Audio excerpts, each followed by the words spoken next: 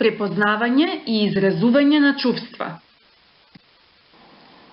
Оваа активност е наменета за деца на кои што им е потребна помош за препознавање и изразување на емоциите.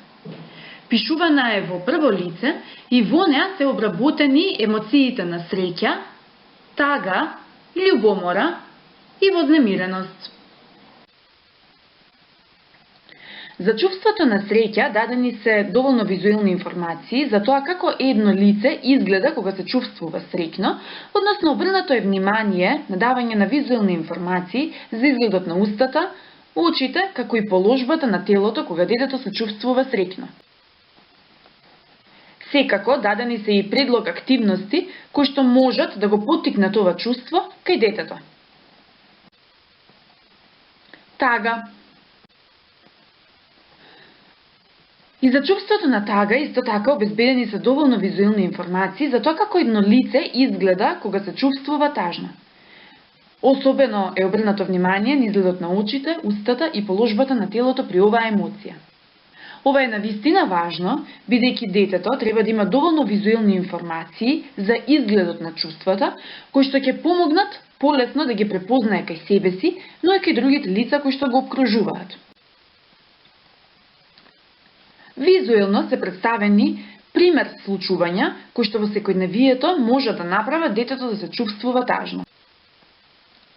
Секако, дадени се и предлог активности кои што може да се спроведат кај детето, се со цел да се намали ова чувство, а да се зголеми чувството на среќа и радост. Чувство на љубомора.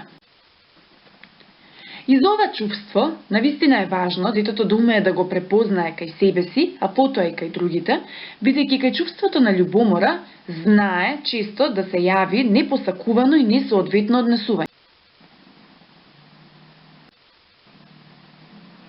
Секако, дадени се и активности или начини со кои што може да се намали ова чувство, а со тоа да се избегнат сите оние несакани или предизвикувачки однесувања кај вашето.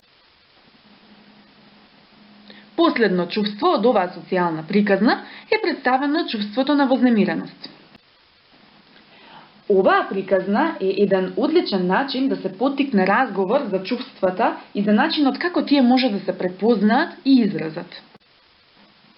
Во приказната даден е простор каде што вашето дете може да наслика, да нацрта како тоа изгледа кога се чувствува среќно, тажно, вознемирено или љубоморно, а исто така да нацртате заедно со вашето дете што може да направите кога ќе се јават овие неповолни чувства или како да го поттикнете чувството на среќа.